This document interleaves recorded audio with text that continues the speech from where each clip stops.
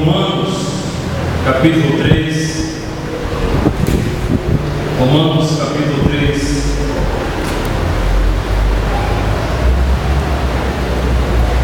Nos diz assim, a partir do verso 21.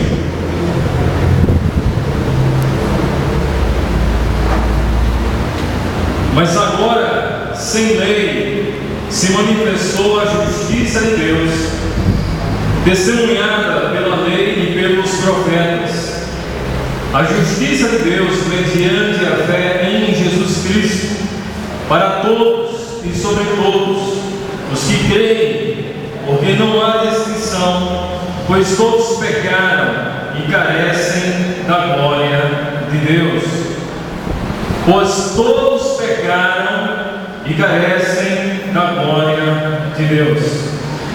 Pai, em nome de Jesus, damos graça porque aqui estamos, porque fomos convidados por Teu Espírito a estar aqui, a bendizer, a louvar e exaltar o Teu nome, a Te dar graças por Teu amor, por Tua misericórdia, por Tua salvação, por Tua boa e perfeita bondade.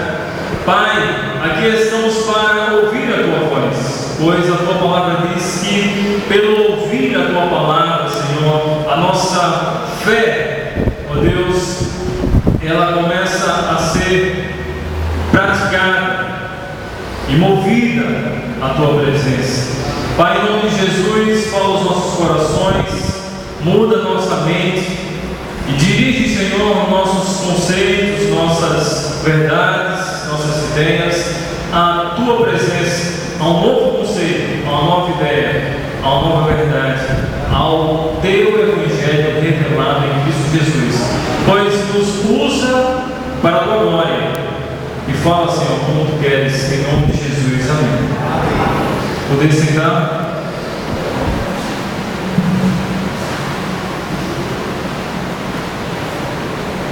Convidado pelo irmão Josias, fiquei pensando que poderia transmitir e conversar com os irmãos, já que estava lendo o livro de Romanos, olhando o livro de Romanos, achei por bem introduzir uma pequena conversa com os irmãos a respeito desta epístola.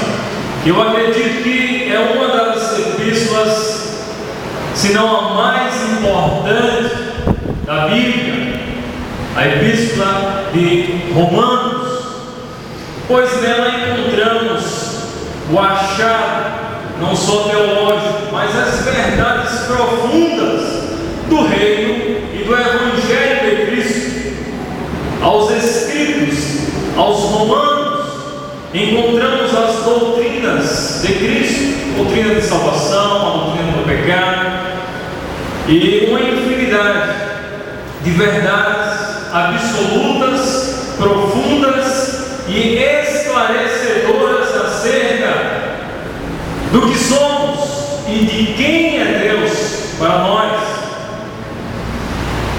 Convido os irmãos a nessa noite, nessa hora, a meditar sobre o mundo carece da glória de Deus.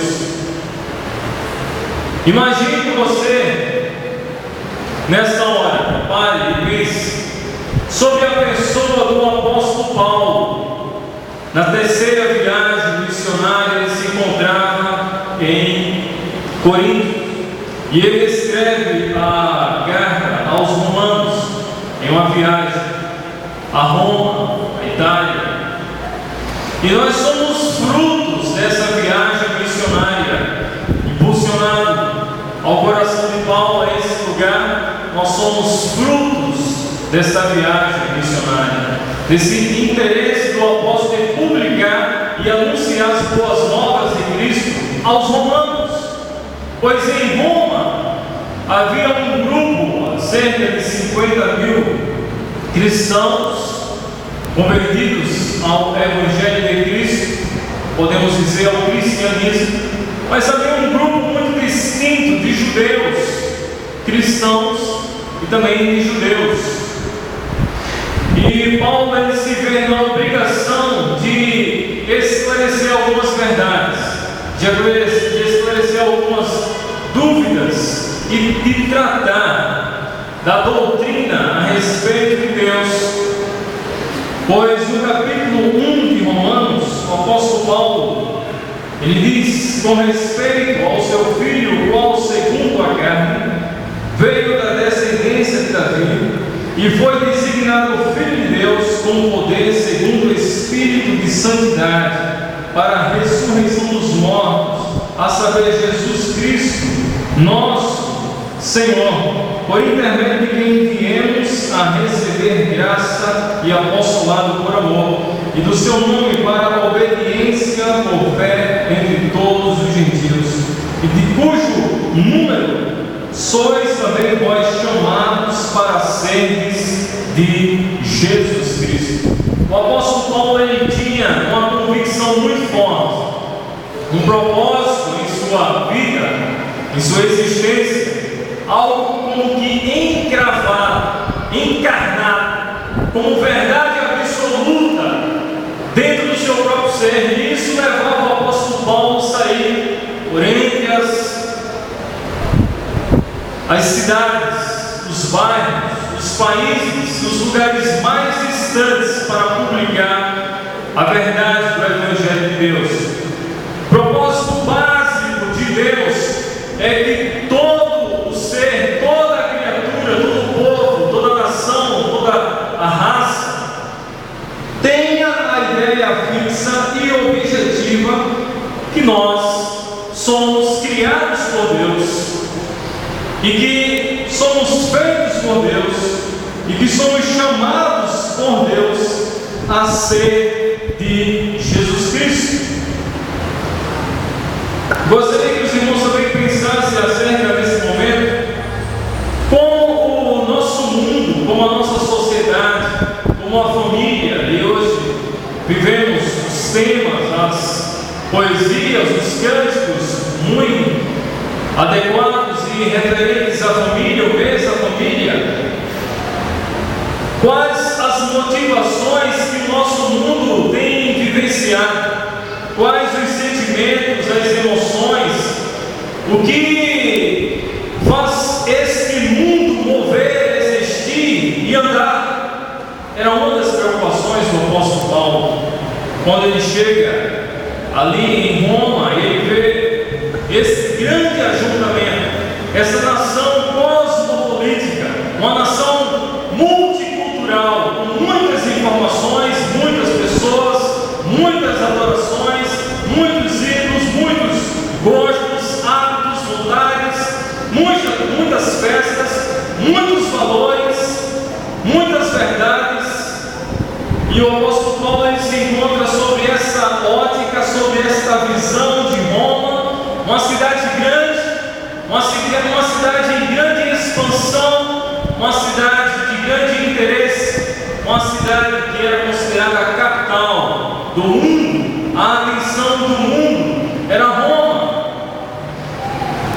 Mas o apóstolo Paulo observou que havia uma grande carência aos romanos, não só especificamente a relatar os mistérios do Evangelho de Deus a respeito da salvação e da pessoa de Cristo, mas o apóstolo Paulo estava preocupado sobre o propósito de vida, o real significado da existência humana, o que os romanos estavam fazendo com a sua vida e que os próprios cristãos também estavam fazendo com as suas vidas, como o dom de Deus, gratuito e otorgado a todos nós.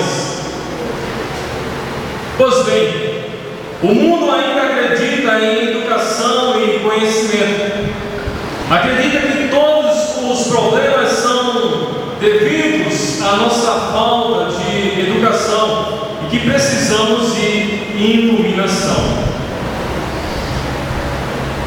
Conhecimento, aplicação da razão, da lógica, o bom senso, e aí podemos assim sanar o problema maior da nação. E por conseguinte precisamos agradecer a Deus pela ciência e pela educação que irão nos ajudar a ver e conhecer. Se ao menos as pessoas pudessem ser treinadas a pensar, dizem elas, e encarar os fatos, então não haveria problema algum. Eu pergunto aos irmãos, Será que nossa nação, será que nossa sociedade, nossas famílias, nossos familiares vivenciam algum problema, alguma distorção, alguma falta, alguma carência? Será que a sociedade, será que a presidenta Dilma Rousseff observa a nação brasileira e vê alguma distorção, algum problema que precisa ser erradicado, mudado, transformado? Será que os políticos, os governantes, os responsáveis e administradores por legislar e administrar e criar leis, será que eles observam alguma distorção, algum problema em nossa nação? Ou tudo está bem? Graças a Deus estamos em paz. Amém? O que dizer de jovens de 6 anos na América do Norte que levam armas aos colégios? 6 anos. O que dizer daquele jovem que lá em São Paulo assassinou ali e fez vítima de várias pessoas, vários alunos, com um ideal, com uma imaginação de outro mundo? O que levou aquele cidadão a dizimar, a tirar a vida daquelas pessoas inocentes? O que leva uma mãe a abortar o seu filho? O que dizer de pessoas que, impulsionadas por motivos errados, cometem crimes? Será que estamos em paz? Será que está tudo bem? Estamos vivendo uma paz? O apóstolo Paulo chega em Roma e observa isso.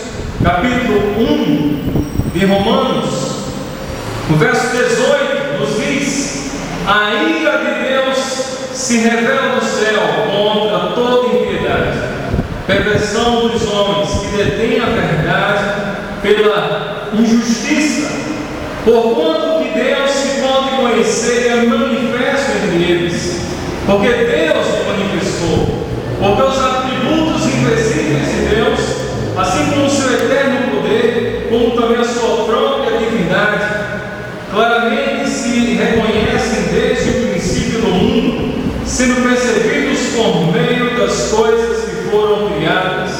Tais homens são por isso indesculpáveis, porque tendo conhecimento de Deus, não glorificaram como Deus, nem lhe deram graças, antes tornaram nulos em seus próprios raciocínios, obscurecendo-lhe o coração insensato, inculcando-se por sábios, tornaram-os loucos, e mudaram a glória de Deus incorruptível em semelhança da glória de homem corruptível, bem como de aves, quadrúpedes e répteis.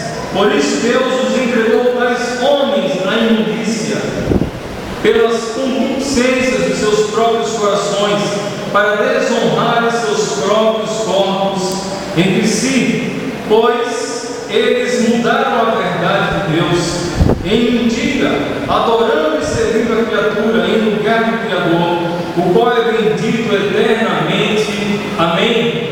Esta é a visão do apóstolo Paulo quando ele chega em Roma, e nós poderíamos muito bem também aplicar em nossos dias. Essa semana o Supremo Tribunal Federal achou por bem, na pessoa do seu relator, de classificar a união homossexual como agora uma segunda ou terceira classe de família estável, em comunhão de bens e partilha, e autorizando aos cônjuges, aos tais, viverem dignamente amparados pela lei e pela Constituição Federal.